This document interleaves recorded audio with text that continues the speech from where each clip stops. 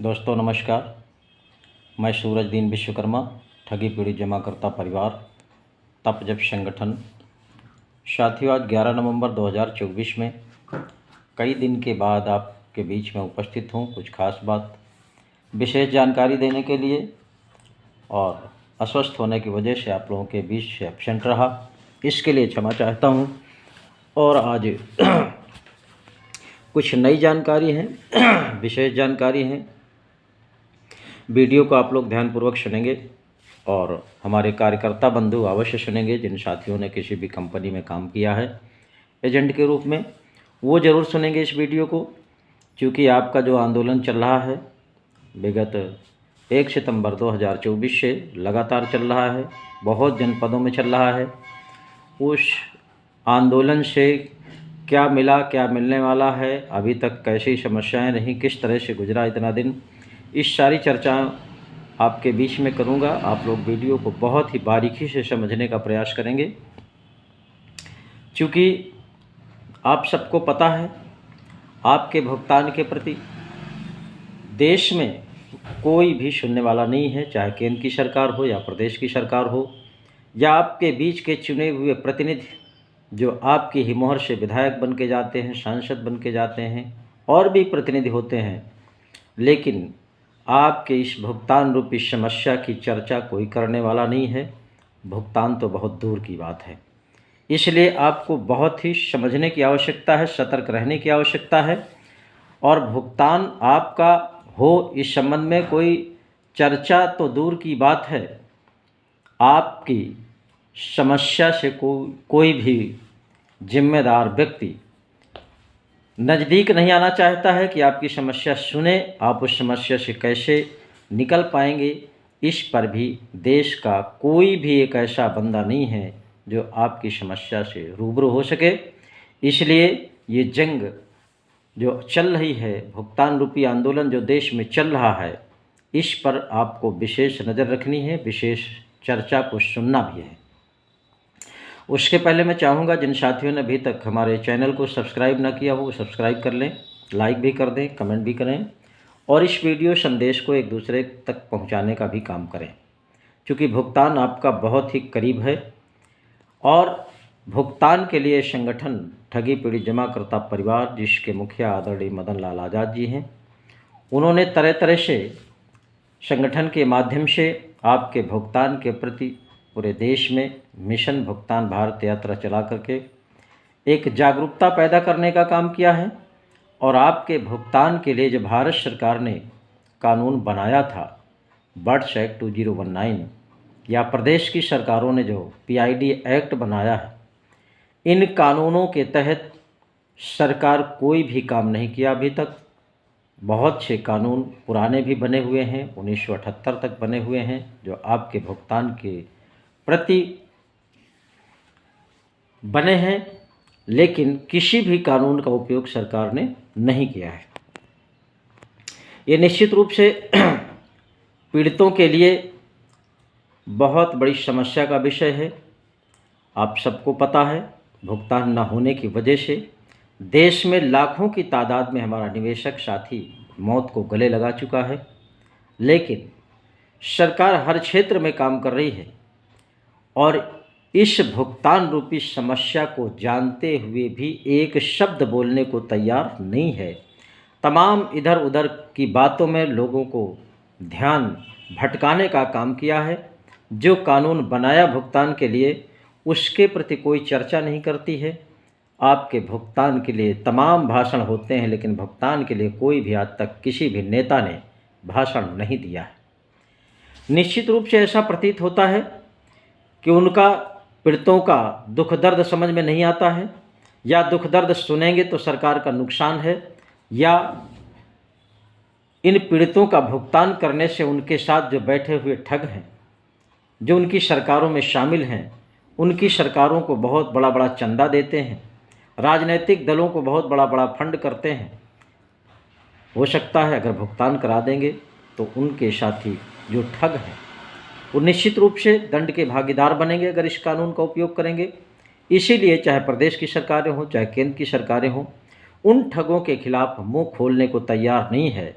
ऐसे प्रतीत होता है कि बिना ठगों के कोई राजनीतिक दल चल नहीं सकता, बिना ठगों के कोई प्रदेश की सरकार नहीं चल सकती, बिना ठगों के केंद्र की सरकार नहीं चल सकती। इसलिए ऐसा लगता है कि हमारा ये प्यारा हिंदुस्तान ठगों की मकड़ जाल में फंसा हुआ है और नेता अपनी अपनी मीठी मीठी चुपड़ी बातों में जनता को फंसा करके रखा है। तमाम अनर्गल बयानों से लोगों को भ्रमित करने का जो काम किया है, अब धीरे धीरे जनता सच्चाई समझ रही है और सच्चाई समझ करके मुझे लगता है जो हमारा आंदोलन चल रहा है भुगतान के लिए 1 सितंबर 2024 से लगातार चल रहा है। आज 11 नवंबर है, इससे आज 72 दिन हो रहे हैं। 72 दिन से लगातार ये आंदोलन चल रहा है। फतेहपुर जनपद की भी वही समस्या है। जिस तरह से अधिकारियों ने वादा लिया था कि हम भुगतान पटल की स्थापना करेंगे और प्रत्येक निवेशक का आवेदन जमा करेंगे, रिसीविंग देंगे, किसी भी तरह की निवेशकों को समस्या नहीं आने पाएंगी। लेकिन आंदोलन के माध्यम से जो तमाम सरकारों को घेरने का काम किया गया, चौराहा जाम करने का काम किया गया, उससे भयभीत होकर के जिले के शासन प्रशासन ने तुरंत मांगों को स्वीकार कर लिया था और 2 दिन लगातार लोगों का भुगतान आवेदन जमा किया, रिसीविंग भी दिया। लेकिन आज की स्थिति में भुगतान आवेदन आंशिक रूप से ले रहे हैं। अगर 100 आदमी जा रहे हैं तो 10-5 लोगों का ले करके काउंटर बंद कर देते हैं, रिसीविंग नहीं देते, केवल क्रमांक संख्या डाल देते हैं।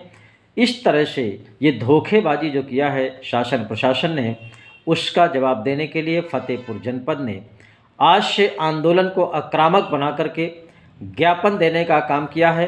और अगर 2 दिन के अंदर जिले के शासन प्रशासन ने अपना रवैया नहीं बदला, निवेशकों के भुगतान पटल की जो स्थापना हुई है उसको नियमित ढंग से चलाने का काम नहीं किया, प्रत्येक आवेदक को रिसीविंग नहीं दिया, तो ये आंदोलन इतना उग्र हो जाएगा, इतना आक्रामक हो जाएगा कि जिले के शासन प्रशासन की नींद उड़ जाएगी।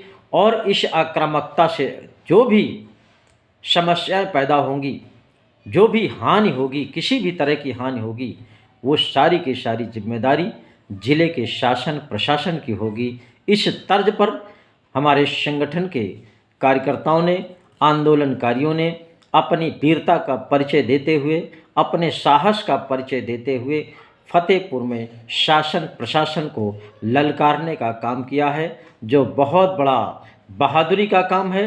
उन सभी आंदोलनकारियों को मैं बहुत बहुत बधाई देता हूँ, बहुत बहुत धन्यवाद देता हूँ और उनसे कामना करता हूँ कि आपका ये संघर्ष, आपका ये रात दिन का तपस्या सरकार सुने या न सुने, संगठन बराबर देख रहा है और ऊपर वाला जरूर आपकी सुनेगा। एक दिन भुगतान पटल सुचारू रूप से चलेगा, आपका आवेदन सुचारू रूप से चलेगा और आपका प्रत्येक निवेशक का एक एक पैसे भुगतान करेगी सरकार। इसमें कोई दो राय नहीं है। ये संकल्प संगठन का है और भारतवर्ष में यही ऐसा इकलौता संगठन है जो देश के प्रत्येक निवेशक के भुगतान की बात करता है, संपूर्ण भुगतान की बात करता है। आज आप लोग देख रहे हैं सहारा और PSCL के लोग घरों में ठंडे होकर के बैठ गए हैं। उनको ऐसा सरकार ने शिगुफा छोड़ दिया है कि सहारा ने जैसे भी पोर्टल जारी किया है हमारे आंदोलन के भय से कि आपका 50-50 हज़ार का भुगतान किया जाएगा, लेकिन आंशिक रूप से कुछ लोगों के खातों में भेज देंगे और इतिश्री करके जैसे ही चुनाव इनका समाप्त होगा फिर से अपने पुराने रवैये पर आ जाएंगे। यही हाल PSCL के लिए है।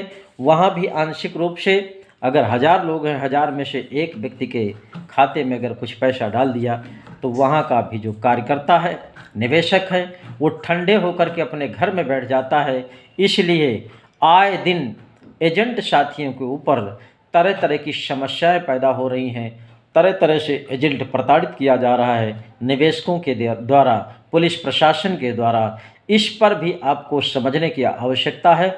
इसलिए फतेहपुर जनपद के जो भी निवेशक साथी हैं, एजेंट साथी हैं, मैं उनसे निवेदन करना चाहूँगा कि आप लोग जिस तरह से आपका आंदोलन नहर कॉलोनी परिसर में चल रहा है और आपकी मांगों की उपेक्षा जिले का शासन प्रशासन जो कर रहा है, उनमें से आप सबको जिम्मेदारी के साथ नहर कॉलोनी परिसर में प्रत्येक दिन 10 बजे उपस्थित होकर के आंदोलन को तेज करिए। आंदोलन के माध्यम से शासन प्रशासन को बताने का काम करिए।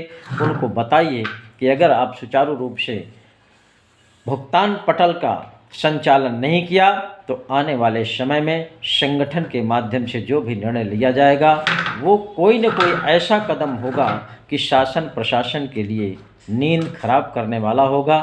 जैसे पिछले दिनों में एक बार पटेल नगर चौराहा फतेहपुर को जाम करके शासन प्रशासन को हिलाने का काम किया था संगठन ने, वही पुनरावृत्ति फिर न करनी पड़ जाए, इस तरह की चेतावनी आज से संगठन हमारा देना शुरू कर दिया है। इसलिए सभी लोग पहुंच करके, अगर आप लोग एकजुट हो गए, जनमत तैयार कर दिया, लाखों की तादाद में वहाँ एकजुट हो गए, जो जिले का ही शासन प्रशासन नहीं, पूरे प्रदेश का नहीं, जिले का शासन प्रशासन हिल जाएगा और आपकी जो समस्याएं हैं, आपकी भुगतान रूपी जो प्रॉब्लम है, निश्चित रूप से सरकार पूरी करेगी, एक एक पाई से भुगतान करेगी। और जब भुगतान हो जाएगा तो आपके पास किसी भी तरह की कोई समस्या नहीं बचेगी। आगे के वीडियो में, कल के वीडियो में हम फिर आपसे मिलेंगे, आपको जो भी जानकारी होगी देंगे। तब तक के लिए जय हिंद, जय भारत।